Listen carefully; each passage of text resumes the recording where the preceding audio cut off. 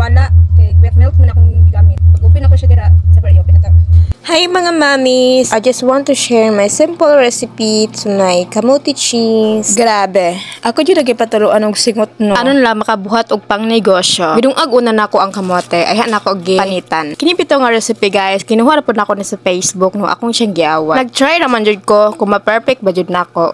Mao na no, kay mahilig man magpabodol tapos masakitan dayon. Ouch! Nagbuta na po dayon ta dire og 1/2 sugar, 1 and 1/2 cup of flour, wag rin ta og 2 ka egg, then ato dayong pampaalsa baking powder. Nagbuta namin ko og 1 tablespoon nga ubi flavor, kay man siya ang magpalasa sa atong gibuhat. Nagbuta na po dayon ko og 1/4 oil, then na siya gikumot-kumot hangtod sa mahimo siya og dough. Grabe ni paghimo baka dinalingan style.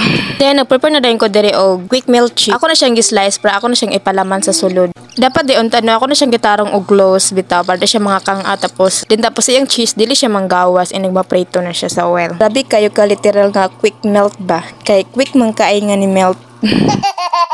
Unsa daw? Ambot na lang ani kang gihimo oy. O kasabot. Ako man tanan ni negosyo. Kaso palpak man oy kinangawalang cheese ilalom tapos nangabungkag pa jud siya. Grabing palpaka jud. Awa kong anak ko nagilak-hilak na kagigutom na siya sa akong giluto. Guys, kanang grabe nimo kaipot ba magluto lagi ka sa kanang kamot cheese kay imong negosyo.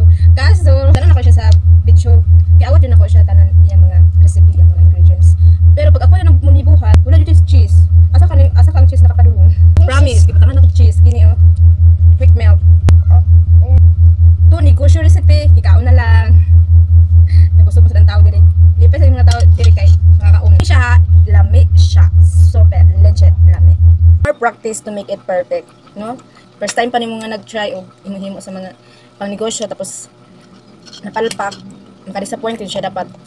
Practice hangtod sa perfect na nimo. Ay taling kamag negosyo. Sama sa akong buhat. Abi na kung perfect na at this point. Maka-disappoint.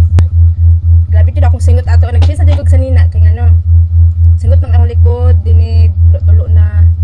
Para mabuhat lang to. Pero at the end, palpak siya. Heart man,